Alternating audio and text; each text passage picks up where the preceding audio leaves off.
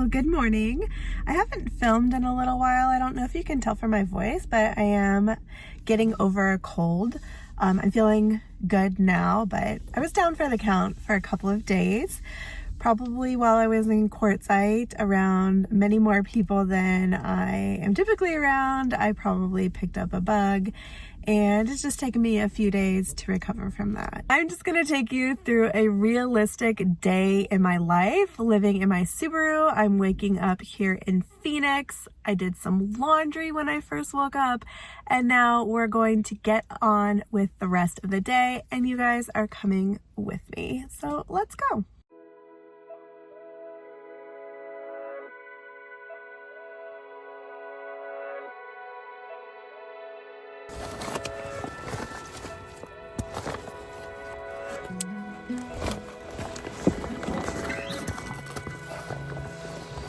I have to repack my hiking backpack out of my backpacking backpack because I had this bad boy all packed up, ready to go on a backpacking trip.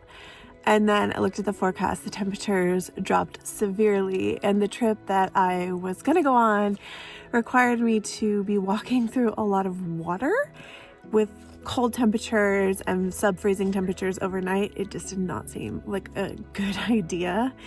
Seems like a recipe for hypothermia, so I canceled those plans, and hopefully I'll be going on one soon. But in the meantime, day hikes it is, so I just have to transfer the stuff out of this pack into my day pack here. So that's what I'm gonna do.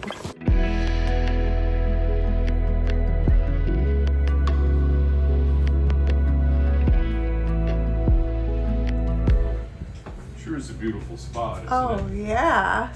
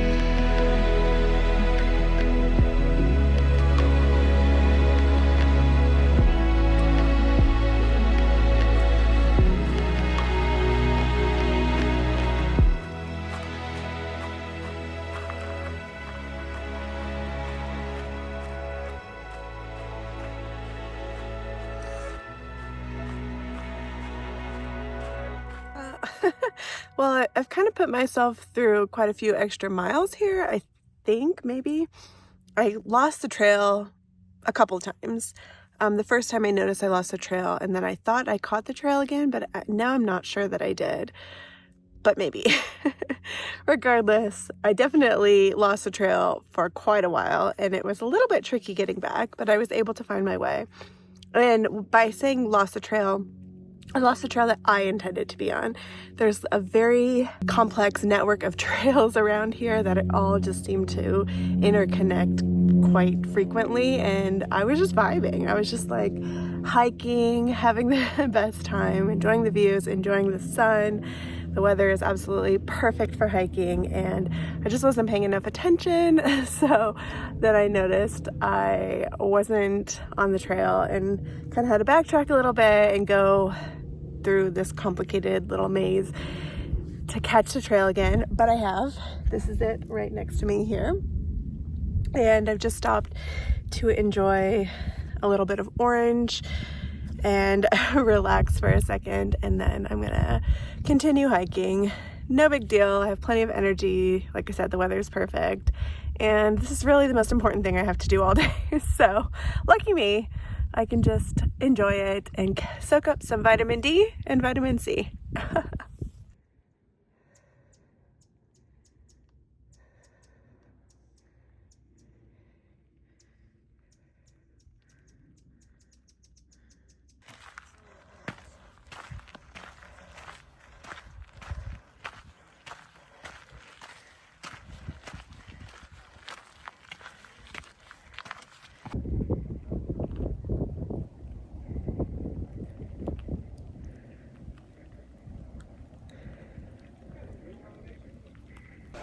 That hike was fantastic, beautiful, and just really good hiking.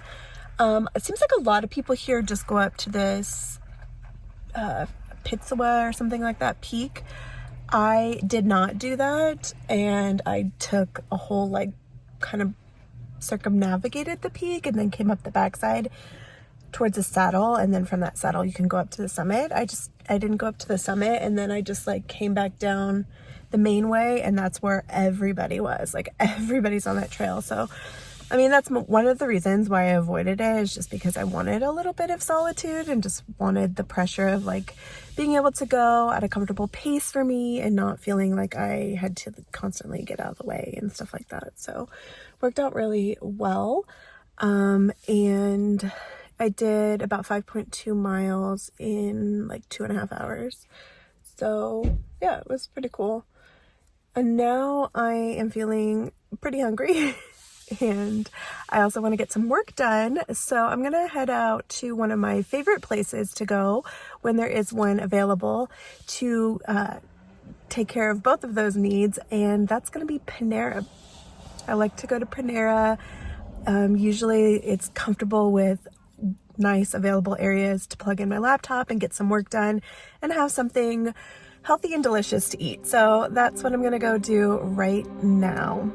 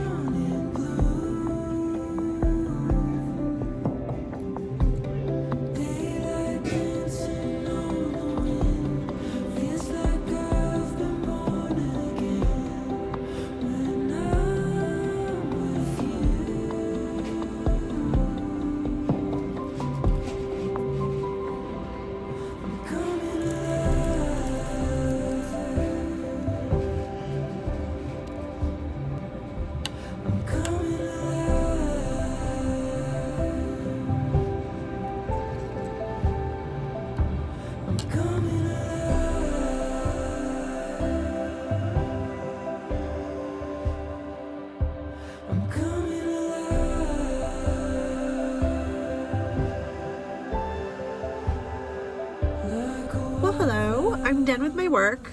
Fortunately, I was able to finish the edit on the video and get it exported. So I just need to upload and I can work on doing that this evening. It is past 8:30 now. So my plan is to go to a Planet Fitness and grab a shower. I am kind of close to a grocery store called Sprouts that I haven't been around in a while, and they have something at the deli counter that I really like chicken salad. And I don't know if the deli counter will still be open, but the store is open. So I'm gonna go check it out, swing by, and then I'm gonna head to a 24-hour Planet Fitness. That way I can go in and take my time and enjoy that shower. And I think I might try to stealth camp in the parking lot. I've never camped in a Planet Fitness 24-hour. Oh, yes, I have. I have done it in Lake Havasu a couple of times. So I'll be curious to see if there are any other rigs there. But if not, I'll probably just still try to get away with it. We will see. but that's the plan. So first stop is going to be Sprouts, and I'm just going to see if they have the one thing I want.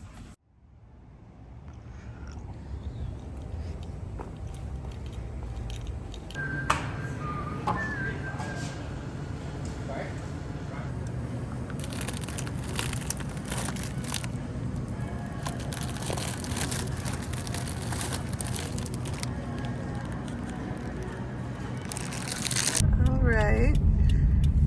We've got a few vans here. These shuttles, anyway. But there are a few vans and then a ton of shuttles that are some sort of local business, but that's okay. I think I'm gonna be good to park here overnight. Let's see what this sign says. I'm gonna park over here so I can read it. Parking lot is under 24 hours surveillance. Please lock your vehicle. Planet Fitness is not responsible. Works for me.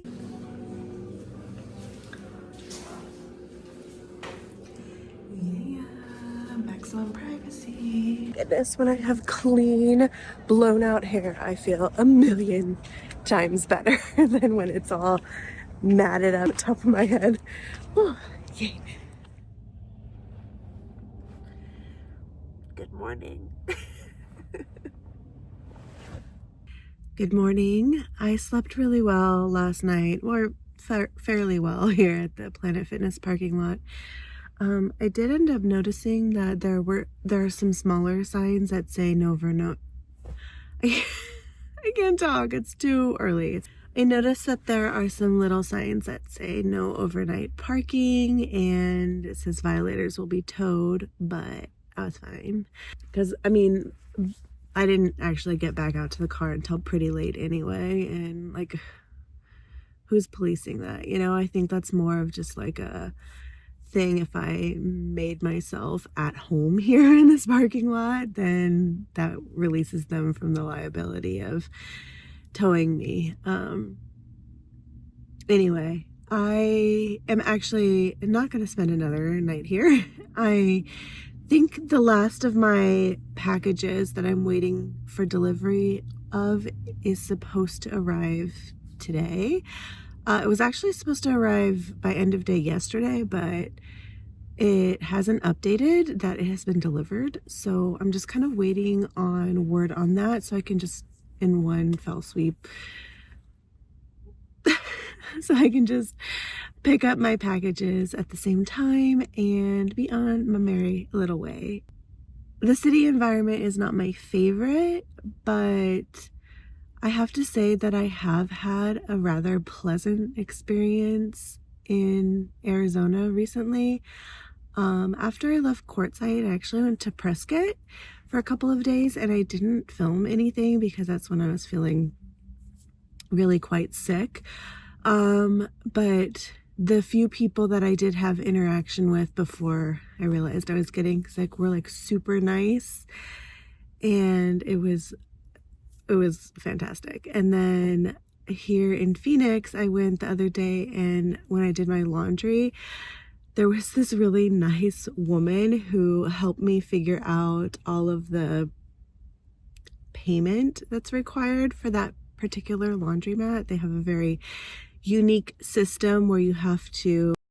Anyway, it was just really nice that she was so kind and helpful. She works for the Postal Service, and I didn't know this, but with the Postal Service, you have an opportunity to like put in for transfers, and you can move around and basically like fill in or just transfer for time. So she's kind of been a number of really cool places, and she's found herself here in Phoenix for a little bit under a year now. So it's always just so nice to have interactions like that with people, and being in city environments does allow me to do that from time to time, which is nice because people always ask, like, do I get lonely out here on the road? And sometimes there are things that I'm doing that I would prefer to be doing with a friend. I do feel like by creating content, I am sharing the experience with all of you. When I just want to have somebody to chat with, sometimes it's nice to be in a more populated environment to be able to do that. And then extract myself as that need is filled, and I can just go relax or enjoy the parts of nature that I prefer. I am going to go into Planet Fitness this morning. I'm going to just get a workout in and then hit the shower again, because the shower stalls in this particular location are amazing.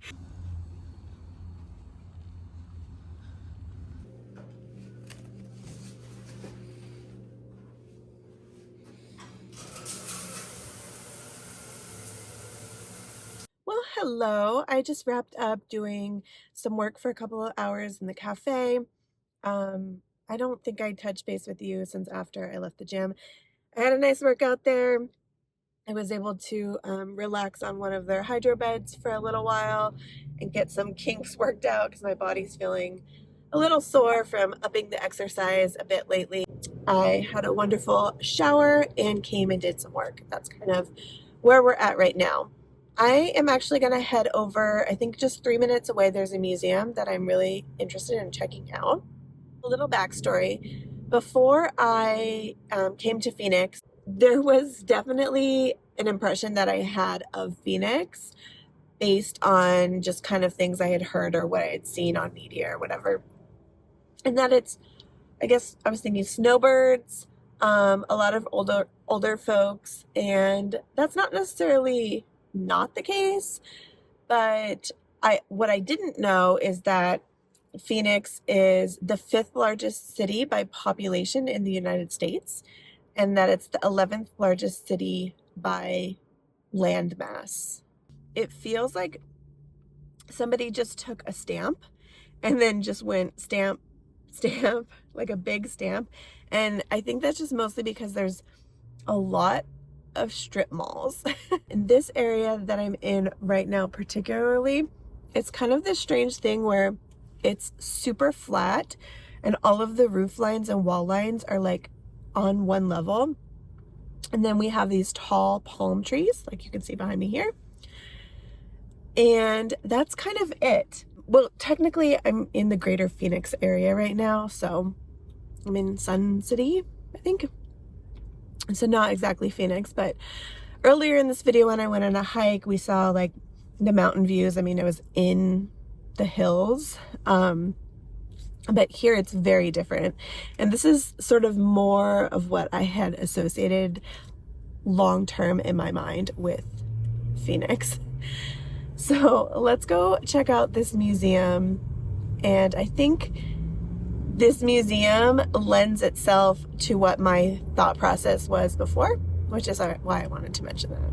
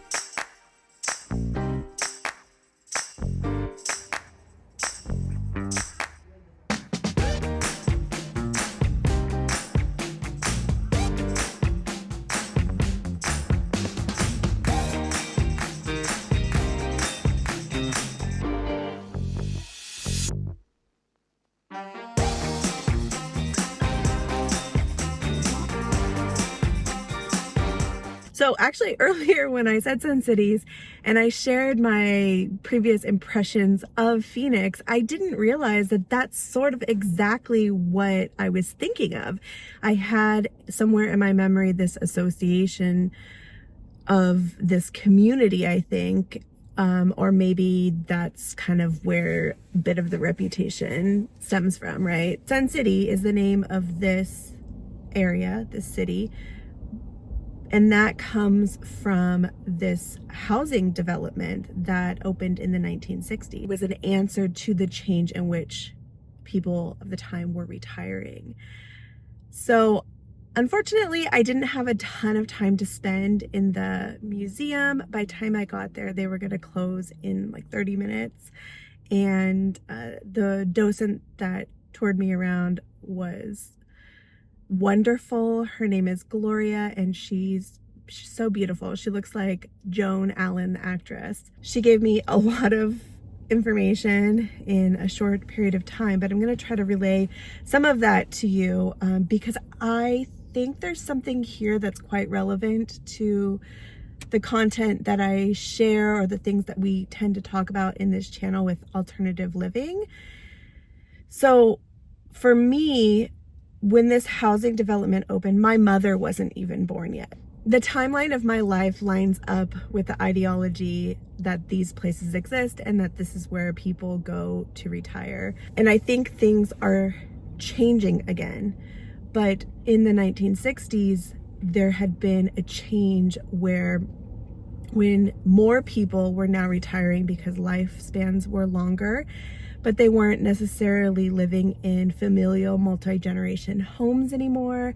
And they had some money, like they had fixed income, sure, but they also had a net worth of somewhere between $80,000 and $100,000. So they did have some resources available to them. They came to a warmer climate with these smaller homes that were originally thought of as second homes for retirement age people. And when Del Webb and his development corporation, DevCo, which had earned a lot of their sort of capital resources through defense funds in the World War II era, they had thought up this idea and made it reality and thought that maybe nobody was going to show up opening weekend to tour these 5 model homes. Well, it turns out like 100,000 people showed up from all over the country because they had been showing advertisements in the movie theater. In that first day alone, they sold 237 homes, which that's a lot of houses to sell in one day. And it was a much needed response to changes that were happening. I think now, having recently just left RTR, where a lot of the people there are of retirement age, they're collecting Social Security or their retirement pensions, and they are no longer in a position where they can purchase a second home or a primary home, and they are living a nomadic lifestyle as a vehicle dweller. Times are changing again. I don't really have any commentary about that. I don't feel educated or prepared to speak on that in an editorial sense, but it is just an observation.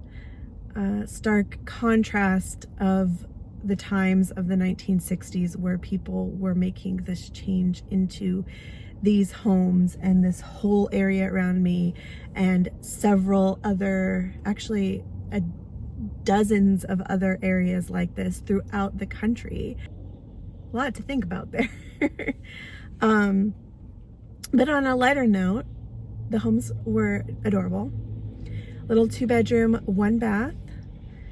That particular model, which was the first model home, was painted pink on the outside originally, and all the tile work and refrigeration and stove, those were all pink. And there were 3 different colors of houses.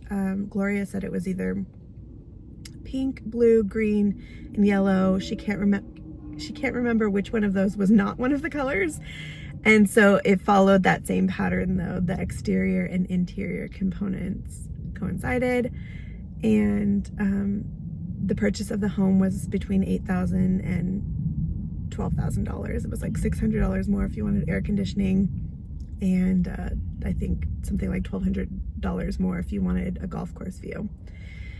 I'm like, I can't even buy a van for that. I mean, I can buy a van for that, but like, I can't buy a new van. This is a brand new house. Really super adorable little home. And I actually, it's a little bit sad to me that houses are not really available to purchase in that size anymore. And even of the time, that was phase one. So they were the sort of the smallest that the houses ever were. And then as the years progressed and the phases developed more, the size of the homes actually increased because it became more of the case that people started moving into those homes year-round full-time, and so they wanted more space.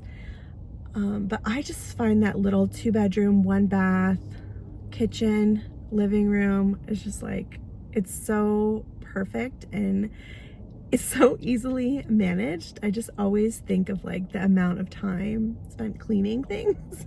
that little house is just super cute, great size, and what a jump back into time.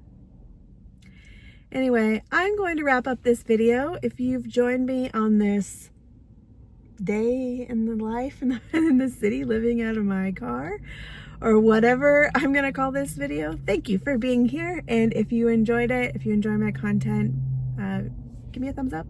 It really does help out the channel. If you would like, please subscribe. It is free to do so, and we're working on hitting, I want to hit 25,000 by the end of February. Okay, that's a stretch. But 25,000 is the next milestone that I'd like to hit on this channel for subscribers. So thank you for being here, and I'll catch you on the next one. Take care. Bye-bye.